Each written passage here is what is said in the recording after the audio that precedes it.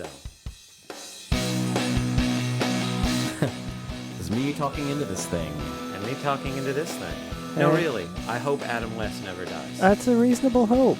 It is a reasonable hope because of something I found this week that this Russian science organization has. They want to do a human avatar transplant by 2050, and they've got all these little baby steps along the way. So if he can make it that long, yes, Like we Blue can Avatar, like well, Cameron. No, well they said holographic avatar, but the idea they want to take memories and all the things that exist in the human brain and first put it into like some computer storage system. a Robatum West. A Robatum West. Robatum West. Robatum. Welcome to part 2 of our discussion on the science of art, and also welcome to our 24th episode and 24th hour of podcast. Yeah. It has now been a whole day of ArTechník, and God help you if you haven't caught up by now.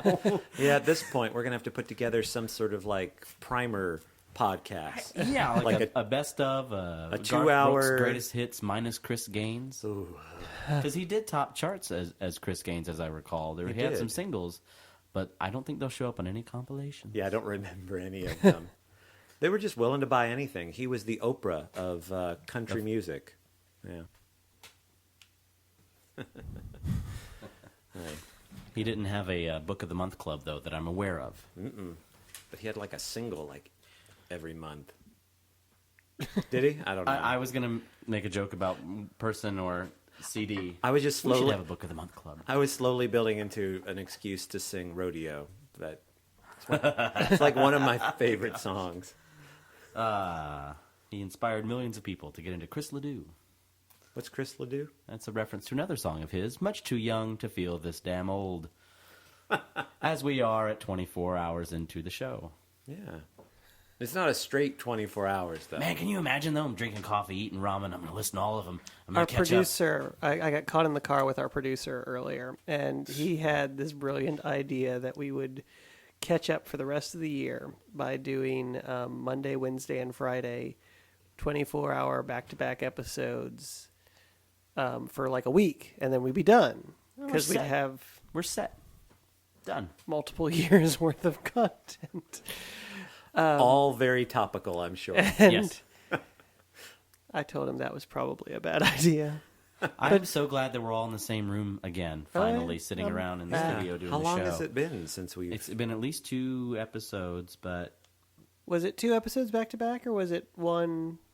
Did we Yeah. piggyback? It doesn't matter. it doesn't matter. We haven't had sat down like this in a while to do it. But there's definitely something I know I have missed being in the same room with you guys and being able to look you in the eye with just a slight turn of my head as opposed to the weird acrobatics we had to get into looking at a hangout screen. And I think other setups we've used haven't been as good as this one either, because we're all sitting around a little kind of not quite a card table, but kind of, and we're pretty close to each other, and we're actually able to in eye line of each other. In the past we've been weird levels and whatever. But hey, who cares? You can't even see that. No. So when last we left our heroes, because we have to have that Star Trek primer, right? Previously on ArTechník.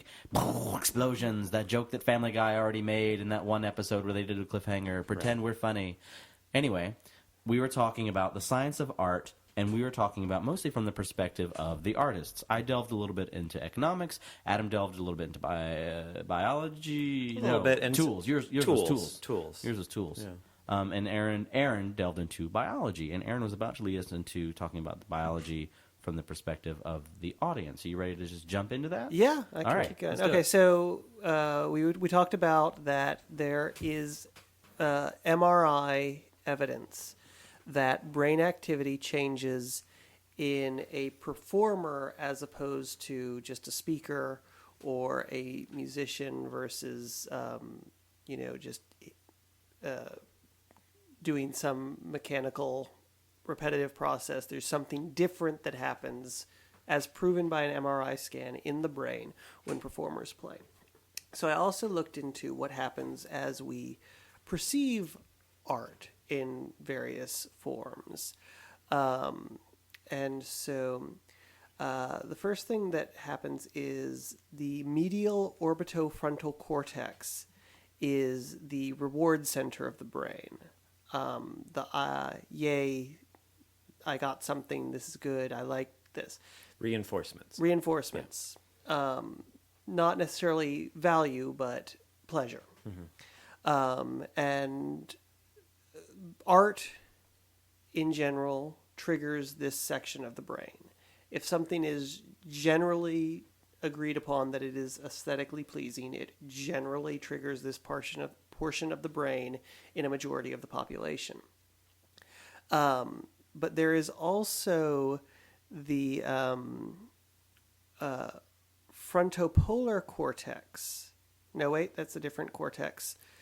There's the medial orbitofrontal cortex is pleasure and pleasure's sake, which means the middle of the front section around the eye.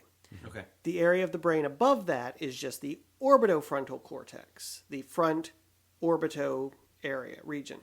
And that is actually triggered by the hunt and the gather perception of the brain. This is valuable to me, I can use this, I have gotten a thing. Does that distinction make sense so far? And it does. Okay. Just because some things that I came across, specifically the difference when you're engaging an audience, the difference between them recognizing that there's an aesthetic to it, and the idea of interpreting art and making sense of what it means to you. Okay. Yeah. So that fits in great. Yep. So there was a study done that took into account the Rembrandt School of Painting. Originally, about 100 years ago, Rembrandt was given credit for about 700 pieces of artwork that were in the pool. Since then, art historians and analysis has said that it's probably more like half that. And the rest of these pieces that show all of his sort of signatures are students and fans and followers that tried to paint like he did.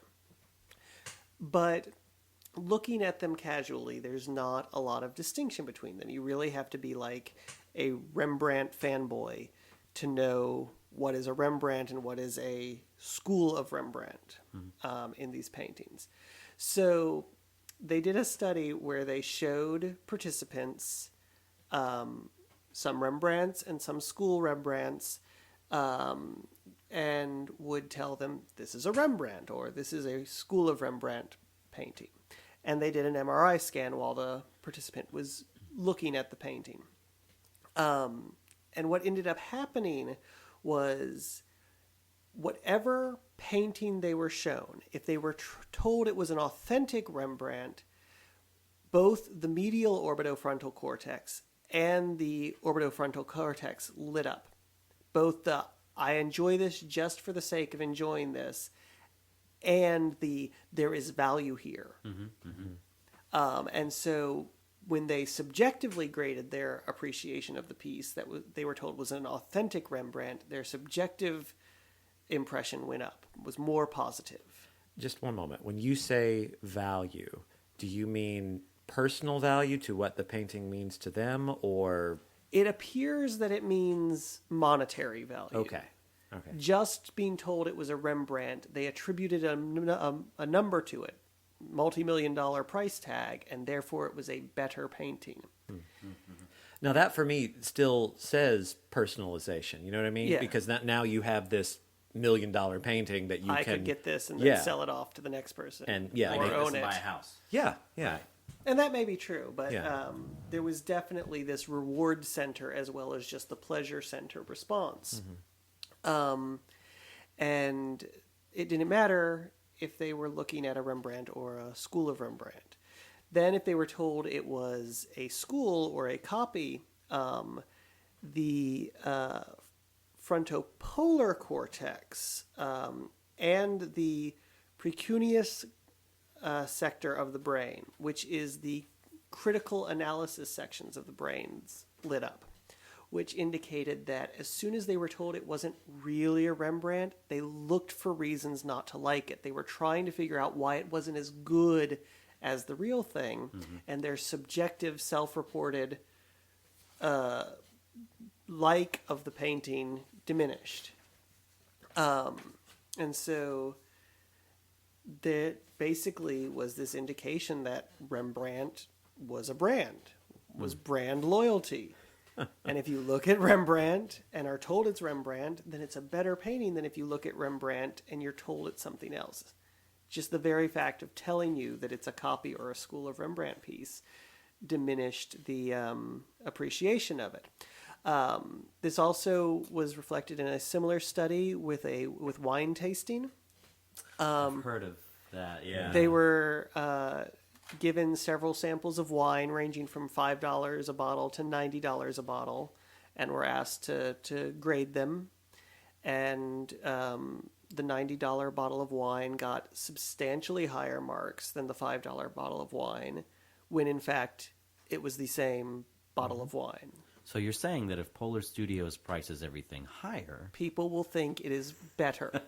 So you're saying that if, substitute noun, Apple prices everything higher, people will think Apple is better. So you're saying that if Lexus prices everything higher, people will think Lexus is inherently better than Toyota. Uh-huh. Even though they're the same company. And that's why you would have a different brand of the same company rather than Acura and Honda. Other your mid-grade and your high-grade. Right.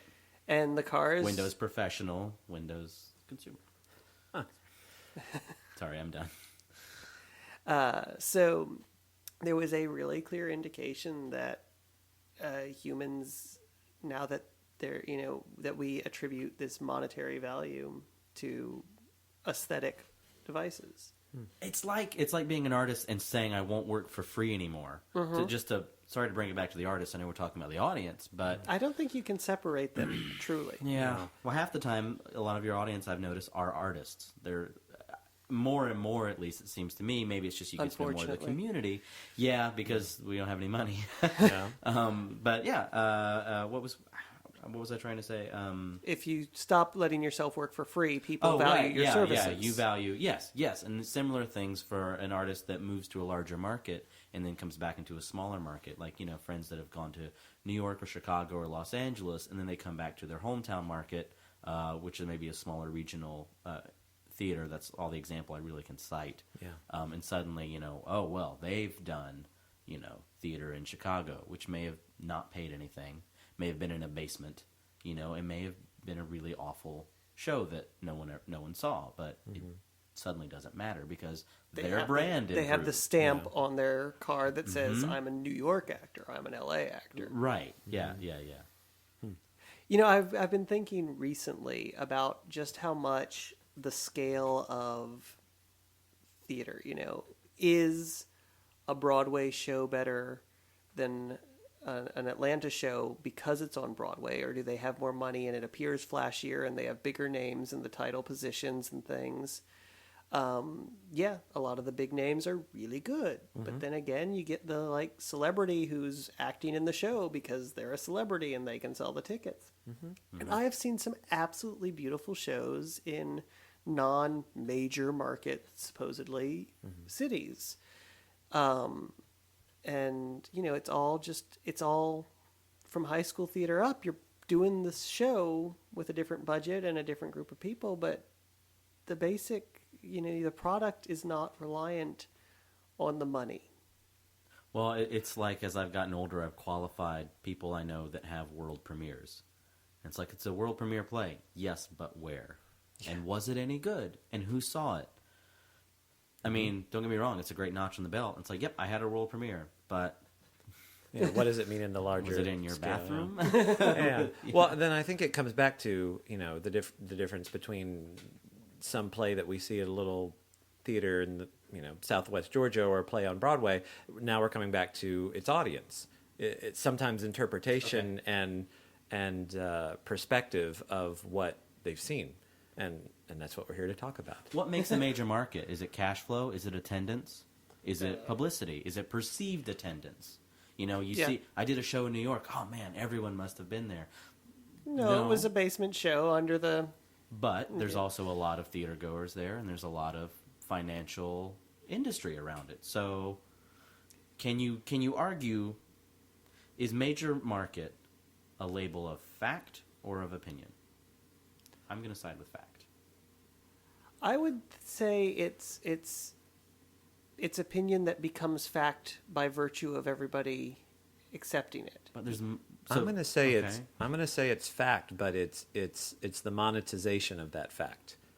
Okay. Without the money, it's not a major market. Yeah. If it's a major market in attendance, it doesn't count if there's no economy behind it. Yeah. That's what I'm going to say. But it also becomes a thing, you know, a major market is what the minor markets sort of lead up to in a way. So Like baseball. If, you know, in Georgia, if more people go from Columbus to Atlanta to see a show than go from Atlanta to Columbus to see a show, wouldn't you consider that Atlanta is the major market of... And more people draw in from other areas to Atlanta to come see a show. Exactly. There are more theaters in Atlanta. Yes. There are smaller houses. Yes. Fewer people come to Columbus to see a show. But those that are here fill the houses. The percentage, the ratios are interesting. But it depends what type of shows you're talking about. If you're talking about the plays that the Springer puts on or the Liberty puts on, contrast that with the shows that the River Center and the people that like the touring, touring productions, the Broadway Across America productions that, or even stand-up comedians, and people are willing to drive an hour and a half, 2 hours, 3 hours to come to the River Center to see those productions. Or musicians that will come sell out, but that's not. So it's theater. just the progressive pond approach. Columbus is the major market in this region, and then Atlanta is the major market for the state, and then is it quantity versus quality? Is that sort of what we're talking about? Is it because there's some thought of, again, I read a lot of the hell out of the 4-Hour Work Week and stuff, and he talks a lot about I'm going somewhere with this. Relative income versus absolute income. Person X works X hours a week and makes this much salary. This other guy makes significantly less money but works fewer hours and is free to do these other things. Their relative income is higher. As part of a thing that could perhaps be a trend with the internet and everything else now, where we're going from major blockbusters are competing with strong niche entertainment that to the 100 people that watch it is a major blockbuster and a major event in their lives and have a quality. It's like those 10 people who have all read the same book and it's had a huge impact on their life versus, a larger group of people who I'm petering out of my But again, I think you're coming back to we're assigning monetary value to it. I do not disagree. So it comes back to, for me, it's set by money. What defines what a market is, and is that just an American thing? No, because I just don't have a perspective. I guess okay. So I'm taking a big. You guys have left. Yeah, I have not. I'm taking a big leap then, and I guess putting out opinion that I would think. Adam is taking a leap and putting out opinions. Somebody catch me.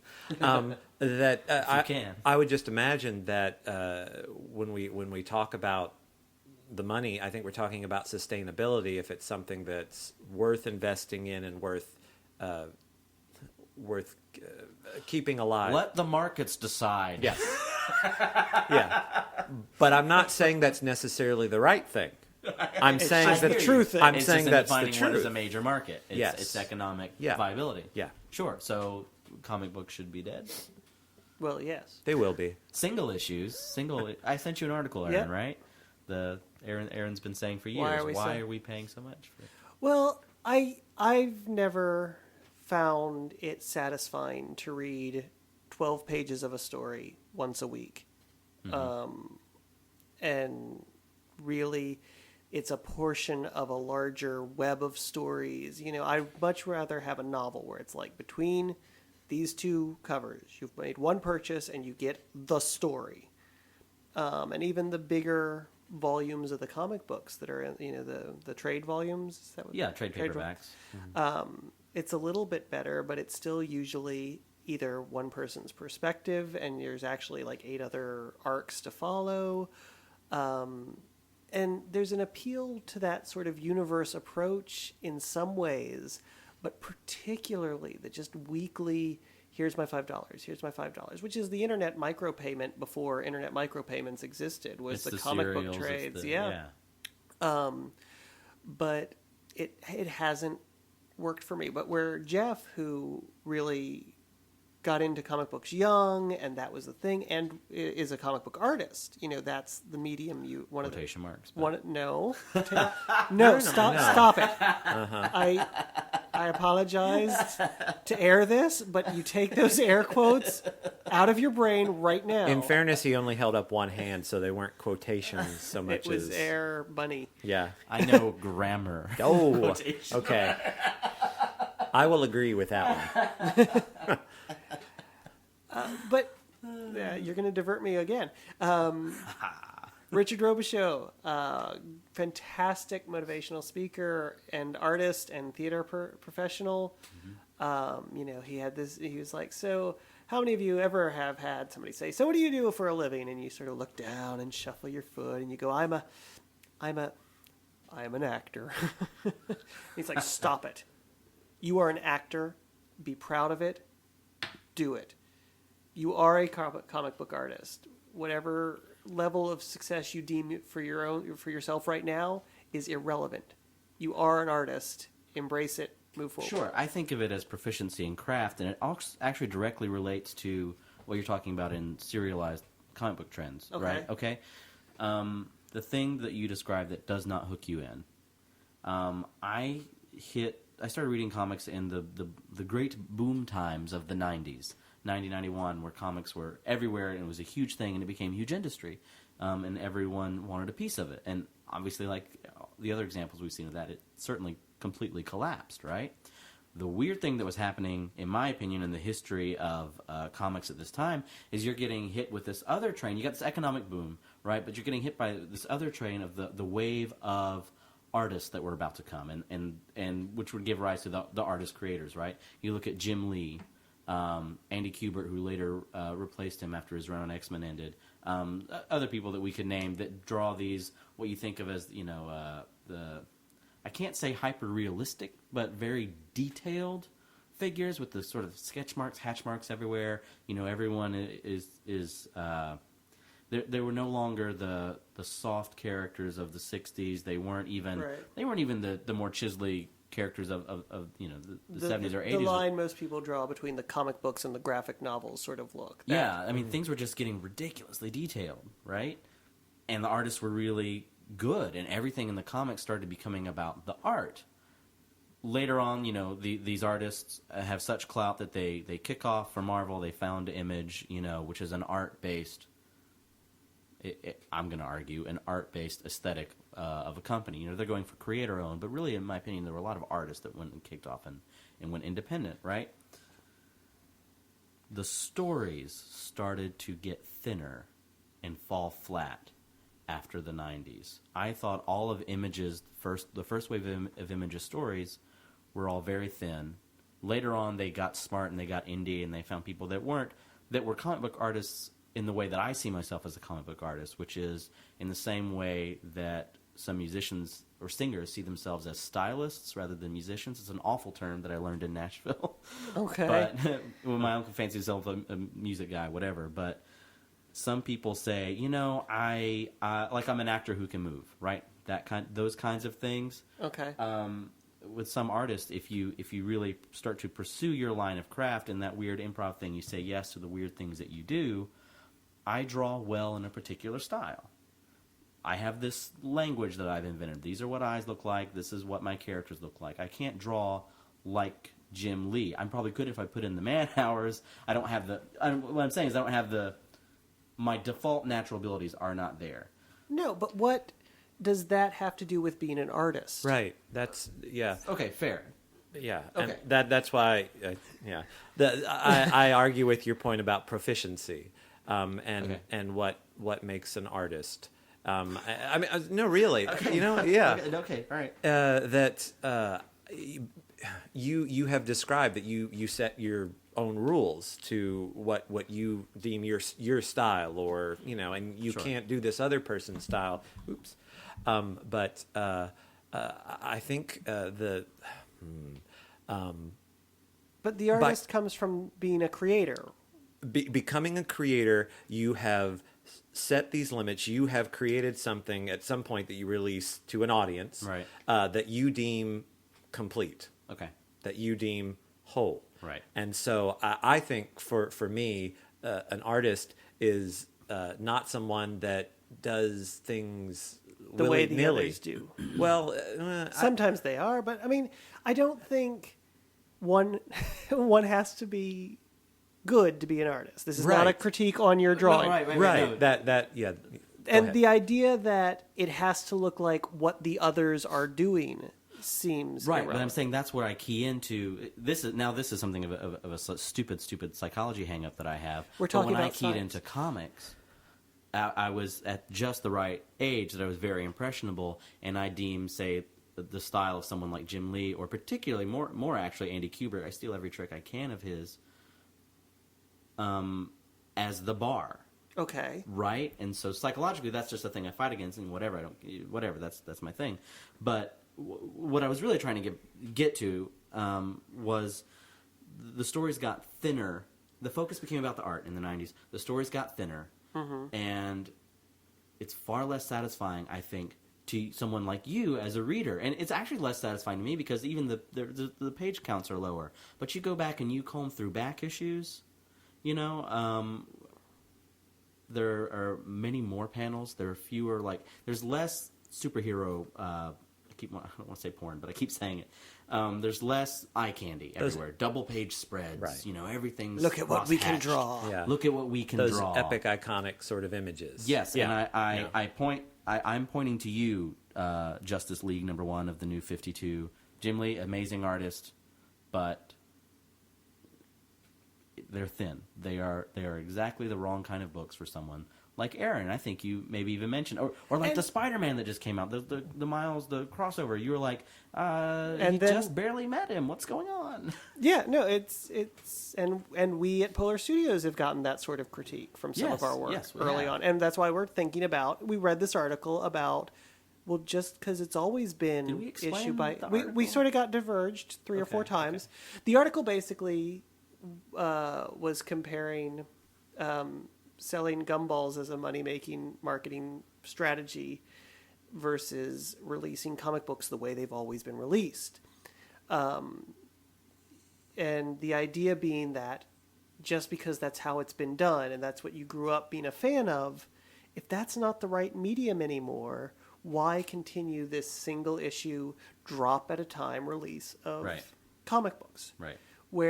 And he said he went to a con, and he had a booth right next to another guy who was selling. He was selling $1 black and white 24-page comic books. The guy who wrote the article was selling $1 a pop comic books, self-published, paper-bound.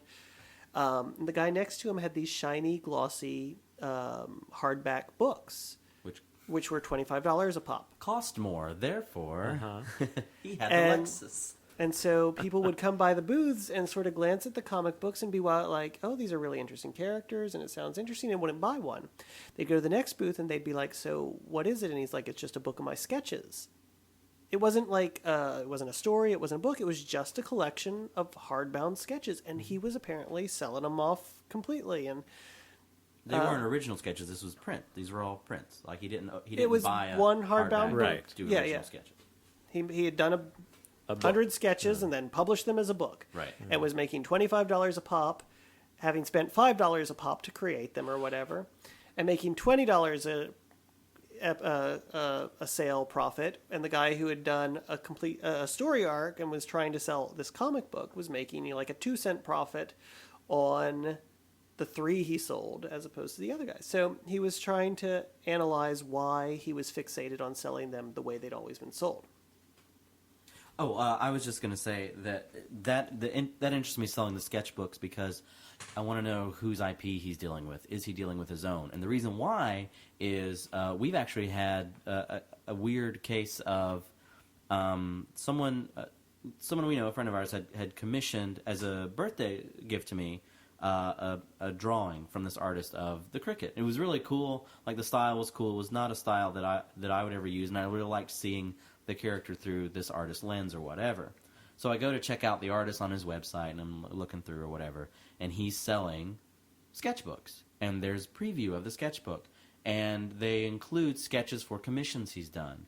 And so in this book, he's selling this sketchbook that has a sketch of the cricket of our character that we own that he's selling, and I let it go. I'm like, what am I gonna, right? Really, am I gonna hassle this guy? Really? But I just felt like a little piece of you've been stolen. Oh, yeah. And that's stupid. Yeah. That's stupid. It's a sketch. It's just a sketch. But the other circumstances where I didn't know this was ever going to happen. I didn't know this artist ever contact, because it was a gift. Like, there's all these wonderful circumstances around it, and that one little piece, I'm like, it doesn't tarnish my feelings about the gift at all. But I was just like, yeah. Well, I mean, it's a created thing, and you have to protect them as much as you can, and they're going to be out there, and but yeah, I see where it's coming from. But the idea of changing the medium, and I love superhero stories. I love the idea of classic, just Marvel, DC style superheroes. That really appeals to me, and yet I've never been a comic book reader. I just sort of like them in the abstract, archetypal fashion that they were created. Yeah, I mean, that was the same with me. I wasn't necessarily a comic book collector, but my exposure to comic books came from, I was sick a lot as a kid. And so, you'd go to the doctor, and then as soon as you were done with the doctor's visit, we'd go to the drugstore, and we'd wait for the prescription to be filled. And it took 20, 25 minutes. And so I would, little kid, would wander over to the comic book section, plop down. Love that. Yeah. It was the 80s. They didn't care. And we got away with a lot then. And so I would plop down, and I would just kind of read whatever was current. And typically, because I went to the doctors frequently enough, I would see each month and just kind of read them. And it got to the point. And I was also a bit of a speed reader, too. Like, I could kind of glance through, and I would just kind of grab the images that were important to me, or the bits of the story that I kind of in space this time. Making it easier for them to take less and less story. And I would just kind of grab those little nuggets and then go home and act them out in my backyard, or use the G.I. Joe. However you were able. Well, at the time, depending on what prescription. That's right. Well, he was waiting on the prescription. Yeah, I would wait for the codeine to kick in, and then I would climb up on the roof with my cape and fly. And break your arm and have to go back to the doctor. That was a strategy. To get more comic books. I see. You see? But I don't know if you remember this then. There was, for me, and again, more panels. The stories were a little thicker. I think at our time, we were on the tail end of it, right? But there was an excitement.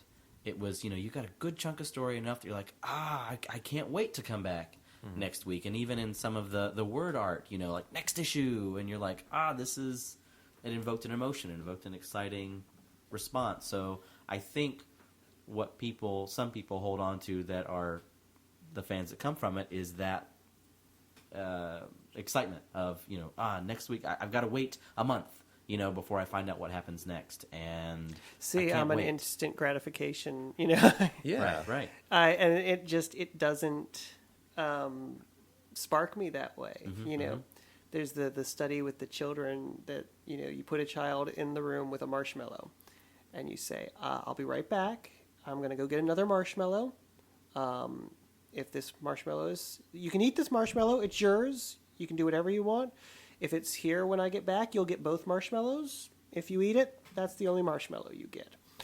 And you can, predict their behavioral patterns for the rest of their life about instant and delayed gratification by whether or not the marshmallow is there when you come back.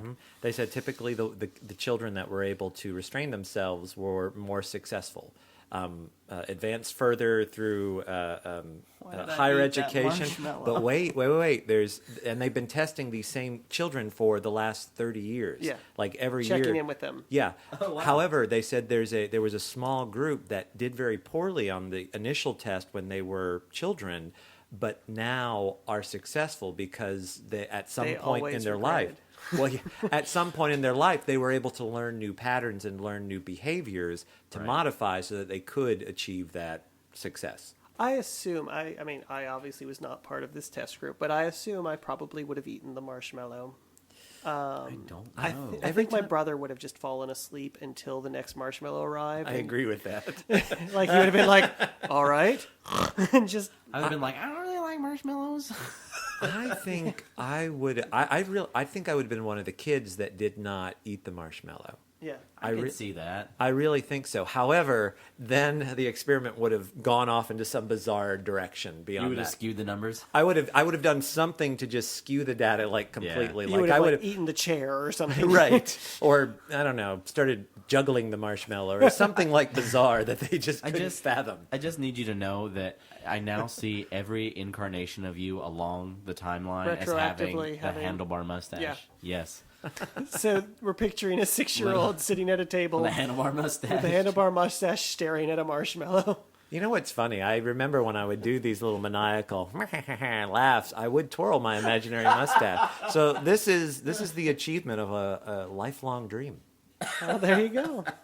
You visualized it into coming. existence. I did. I think we were talking about something, audience and art. And Well, Yeah. you know, it's interesting. This comic book thing it's the economic side of purchasing comic books as opposed to the art, yes. creating. Yes. So we're Yes. talking So it's still about on- ourselves And as do we have a audience. lot of dissatisfied customers right now? I think you're an excellent example of where consumers are. You're right. There's no... I think everyone is now calling bullshit on having to wait for anything. I think we get it now. It's the game over approach that we talked about in video games with comic books. Yeah. You know, okay, yeah, it's only $2 to buy this issue, but yeah, to get the entire arc, I'm going to spend $437 to get the entire arc and all the versions of it. Whereas if I buy a novel, yes, I'm paying $8 to $12 up front, but ultimately I'm paying $8 to $12 long run. Yeah, and it's a thing that we talked about. We experimented with, and I don't know if this would work or not, but I'll put this out there. DVD sales for the Cricket are dismal. Okay. They're shit. They don't exist, basically. YouTube views are okay. They're all right. People are engaged. People watch. There's a sort of a natural fall-off rate, and that's all fine. One thought, but they were also released erratically, and there are several other factors beyond that I don't attribute to the low numbers. I think the numbers did pretty well for how consistent it was and when it was out there, which wasn't very, and whenever it was done. But now a thought is, I'm interested in trying to say we say we're doing Cricket 2. Let's just say the second season, whatever you want to call it. We're doing Cricket 2. All right, thank you. Okay. All right. Put it out there. And now let's say that we finish all the episodes and we don't release them. Are you going to keep up with this joke, or am I just going to... Oh, we weren't even listening. No, I was. We complete them all and we don't release them. Okay, right. You don't have to say anything else. Now, say we when we premiere the pilot of Cricket 2 on YouTube for free, we say, guess what? If you don't want to wait 12 weeks for the series to finish, you can buy the DVD right now. Here's a link. It's done. It's ready. You can have it now, but you got to pay. Otherwise, you're waiting 11 more weeks. I don't know if that would work or not. But I'm trying to figure out I'm trying to figure out how to freaking live as an artist. Yeah. And it's either, and I would like for it to be, to a degree, direct sales of the content and the things that we're producing, that we're really working hard on. However, I'm also understanding that it might have to be that the stories that we get to tell, revenue may or may not ever come from those, but revenue may come from like the videos that we produce for clients that are more commercial based and those kinds of things. Mm-hmm. And so it's sort of separating love and money a little bit, and it's just one of those personal conundrums that I'm with as an artist right now. Okay. Oh, and it's constant. I mean, the base capitalistic approach to art is a poor plan. Mm-hmm. Yeah. You can get there And little tiny projects have, though generally they've had something in their favor. I mean, you look at the Guild, and that's something any group of people could have created. I think what bumped it right from the get-go into the potential of getting the audience and the finances it did was Felicia Day. Mm-hmm. She was helming that ship. Mm-hmm. She had a geek following to begin with. She was doing geek content. Oh, you mean our God? Yes. High Queen of the Geeks, currently reigning. Oh, that's right. Adam is God. We established that. Yeah. She's High Queen of the Geeks, currently reigning. All right, that's true. She accepted the scepter from Carrie Fisher at some point. After Carrie Fisher tried to smoke it, snort it, inhale it. Okay, let's leave Carrie Fisher alone. She's had a very hard life. But yeah, I mean, a group... particularly the first season was like 3 rooms, a web camera shot for most of the establishing stuff. A group of art film creators. Any group could have made the Guild, basically. They obviously had the voice for that specific story, but the content. Yeah, I got you though. In theory, in a vacuum. But it's like Kickstarter. Everybody submits. Lots of video games are submitting. Tim Schafer, already established name, makes $3 million overnight for an adventure game he hadn't decided what it was going to be yet. He was like, the more you give me, the more effort I will put into this game. And everybody who wanted another Tim Schafer game, he did Psychonauts, he did Day of the Tentacle, he did Brutal Legend. And you're very aware of his personal brand. Yeah. And I wonder how aware our audiences of people as brands. I mean, I guess so. Like, it's the larger extension of following your favorite celebrity, but and the true fan model or politician.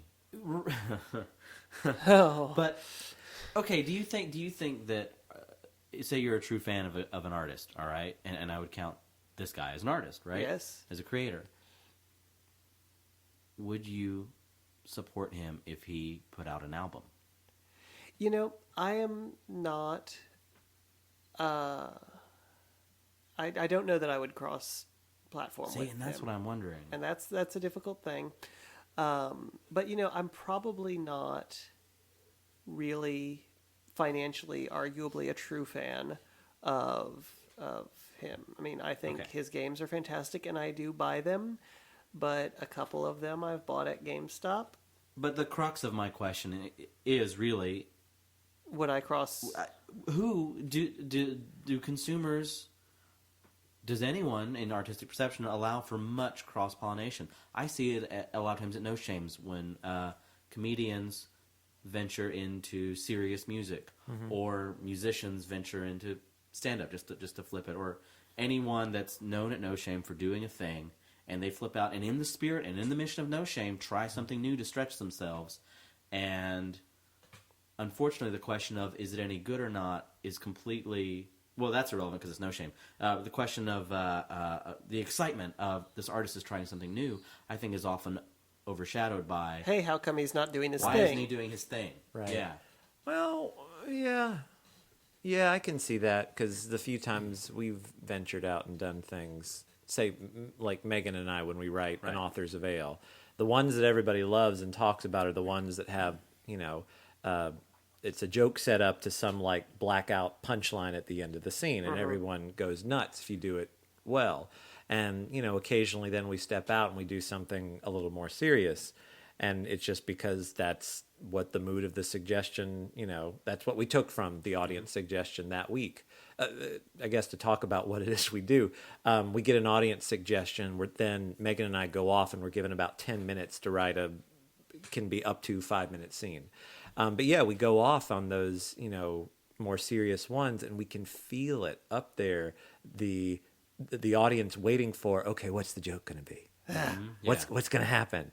And then you walk away. And so I don't judge the success. This is terrible because we're talking about audiences and audience reception and interpretation.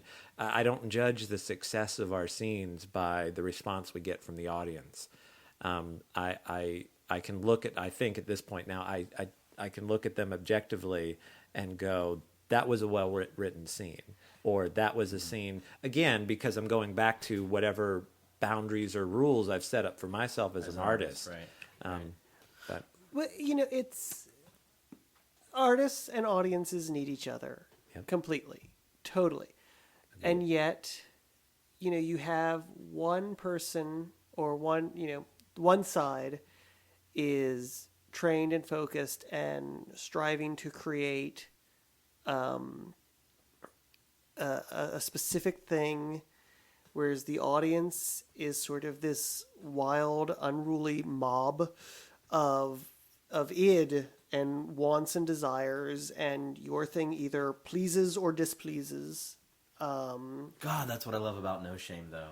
That's also what terrifies me about trying to write something like Cricket 2. That's what's completely paralyzing me. No Shame isn't commercial for you. No Shame is artistic cage match. It's also over very quickly. I know immediately, and a live crowd I've got a feel for.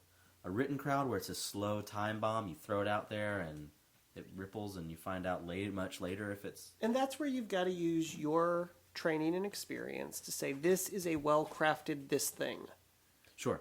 And the audiences that appreciate it will find it eventually. Yeah, I think, am at the point where I'm just saying, screw it, the thing needs to exist. But it's been, on pause for years because I'm like, oh God, I had a reasonable hit. I've got to make another, and it's supposed to be the same, but I'm bored with the same. But I think the only thing you need to consider as an artist is finish it. Whatever the thing it is you're working on. Finish what you Finish what you started. Hear me, yeah. Finish it, and it as an artist, it only has to feel whole and complete to you. It doesn't necessarily, you throw it out there to an audience, and then that's when they start to put their spin on an interpretation. But I think as long as you are satisfied as an artist that this is something I've finished, and I've edited, I've chopped away parts, I added new things. Okay. You have to be satisfied. And if part of your process is you want to go, how do I make this as popular as possible? How do I make this as marketable or sellable as possible? That's fine. Sure. That's part of your process. But just do it and throw it out there. It's true. I mean, you've got...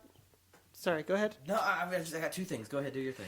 You've got to have the three-legged stool. You've got to have the financial support to keep the whole thing standing upright.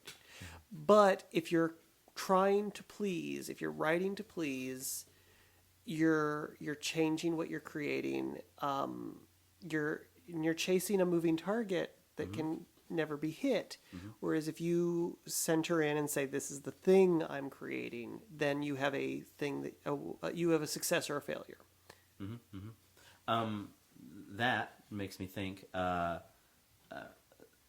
was never artistically satisfied with the first Cricket, which is why I think it kind of hangs out there for me sometimes, because the way the production ended up happening, it sort of made this thing on a lark, and people were liking it, so I felt like I needed to go do the new ones, and I felt like elements of the story and the art and overall production quality were rushed and weren't what I want them to be. It's finished. I'm unhappy. Do you know what I mean? Yeah. And I've argued back and forth about that for a long time. I drew even a couple of new pages, and I think after a phone conversation with Scott one day, he's just like, leave it the F alone. Don't George Lucas it. Just let it go. And I'm like, okay. I finally am as at peace with that as I will ever be. I was like, okay, leave it alone. The best way is to make a new one that is awesome, that is in the same, universe and all the other kind of stuff. And that's where my energy is with that. Back to Adam. And earlier when we started the show, talk to me about Chris Gaines. Garth Brooks. Commercial failure, would we say? Artistically satisfying for him, would we say? Yeah. But he sold some. I mean, that's the thing. Did. What do you think he thinks about it when he sits there alone on the toilet and that comes to mind? I think that was, again, going back to, that was him scratching his itch as an artist. An itch, yeah. He knew he was secure enough in his country base, like the fans that were there. He didn't have to. Chris Gaines did not have to be a financial success for him because he had that. He was already selling records. He already had his money, and if it happened to make any money, great. If not, it's something that he did. The music's good. I'm going to say this now. The music's good. Yeah. I had the album. I don't know where it is now. I don't remember. And you can't buy a new one. I tried because I was like, I would like to actually hear these songs. He pulled again. it? Huh? He pulled it? I can't find it anywhere. Interesting. But the music is good. And I looked up the songwriters he used, because he didn't write any tunes, but it's the same couple of songwriters, and there's some good rock tunes, a little bit of, near R&B stuff. And if you disassociate the images of the character, which is where I think people had a hard time with it, the craftsmanship is there. So I felt like that's why it resonated with me, is because artistically he was scratching an itch, and I was like, I'm with you on that. Like, I get that. Yeah. You know what I mean? But that's the weird thing about living with art and money and living in and that's a commercial thing where, you're not giving us the thing we want. And it's so horrible that we do this to artists we like. We look at an artist and we're like, we like your album, therefore make another one. And there's so much pain and effort and personal stuff that goes into just creating an album or the next piece of work or whatever else it is. But we become so ravenous because we like their work that we're horribly abusive to these artists that we like. Yeah. It's like we are so demanding, and they like that we like them. They like creating the thing, as difficult as it is sometimes, and then they feel obligated to produce and obligated to produce the thing that other people want. And they've got to do it now. The flip side of that is, talking about people going out of their zones, Right. For Garth Brooks to decide to make a rock album instead of a country album, that's something I would follow him if I thought he was a good musician. I'd check that out. But then you get like the athletes who suddenly decide that they're movie stars and can act, or that they're going to be musicians. Okay. And if the skill base isn't there, go for it. They ought to do it in the sense that they ought to explore the artistic facets of themselves. But if they're going commercial, they're on a level field. Is that what? I'm sorry, I'm jumping to your point. Sorry. Yes, they shouldn't. It shouldn't be that. Oh well, athlete is good for an athlete. He should be held up against actors, and he should either be given a movie because it's going to be a good movie or not because he's got the brand name. But I know that's never going to happen. I mean, particularly the mainstream movie industry is commercial. They are there. Go. Yeah, well, a friend of ours who shall remain nameless was in a film, had a speaking part, had a scene with an actor that you would know, and it was going to be a good gig, and it was a couple good exposure for him, and also financially could have been a thing that would make people go, oh, yeah, who are you? Yeah. Anyway, he gets on set that day, and this younger gentleman with his very attractive girlfriend had basically bought his role, basically is what it comes down to. Paid enough money that the producer's like, yeah, look, actor friend that we know, we're taking out all your lines, we're going to give them to this guy, he gave a bunch of money to the movie, and you're going to be in the background of this scene. And he's in like 2 seconds of the movie. You wouldn't know him from anybody. And this other guy, I don't know if the other guy ended up making the final cut or not, but the person that we know that's in the film said he was awful. Yeah. And it's like... I've heard a lot of people say overall that movie was awful. Sure. So, well, moving forward. So we were vindicated. Ha-ha! Karma!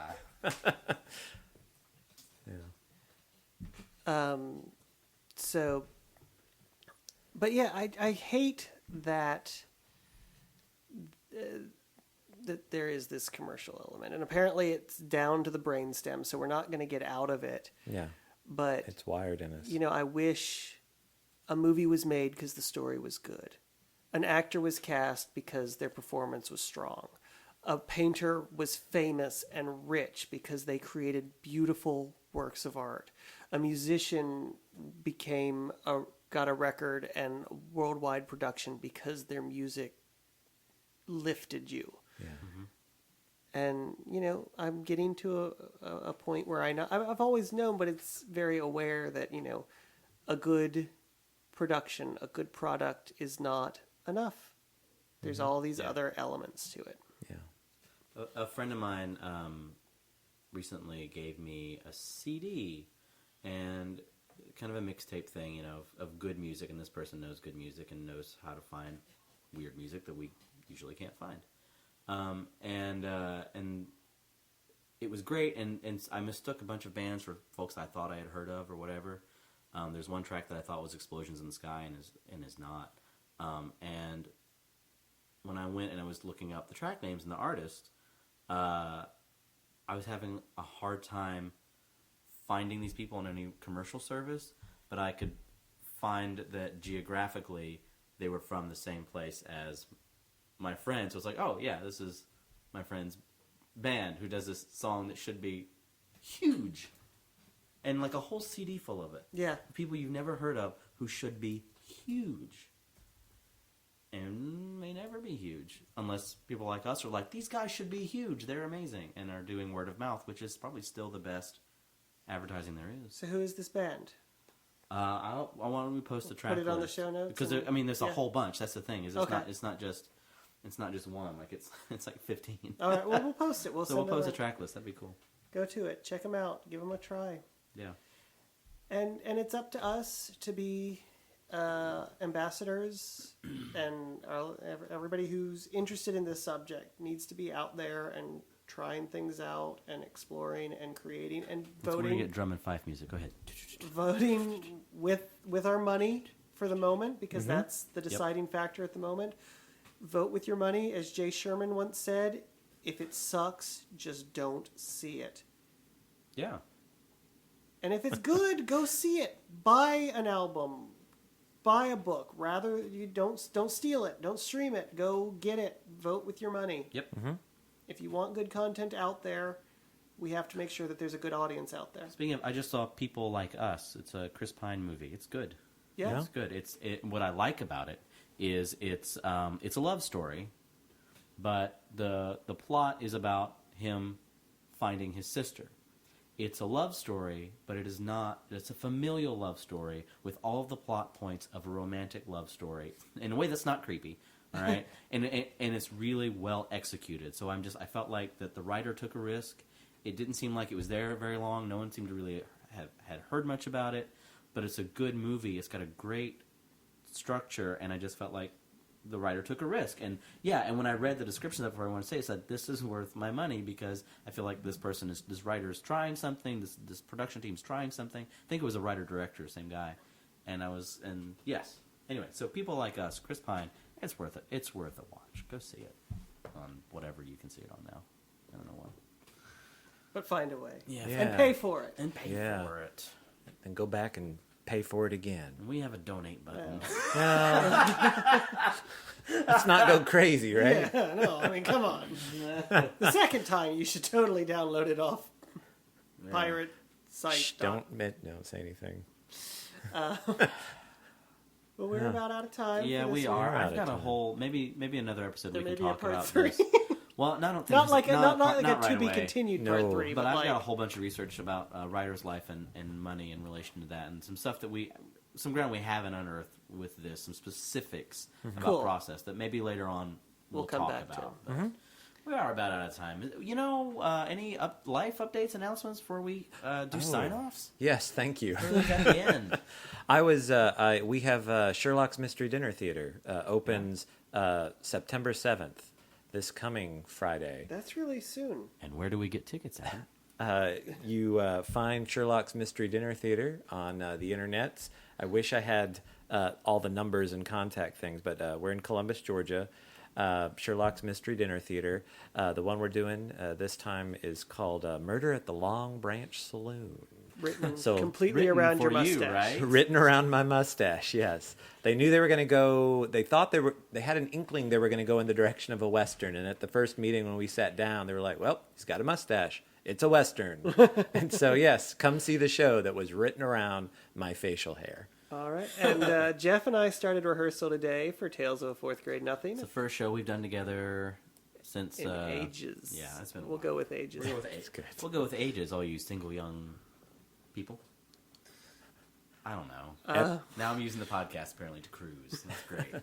Real ethical. High artistic standards.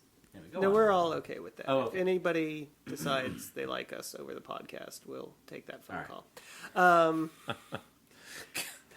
Such whores. Go ahead. So We're in Tales of a Fourth Grade Nothing at the Springer Opera House. Tickets available at springeroperahouse.org. When do we open?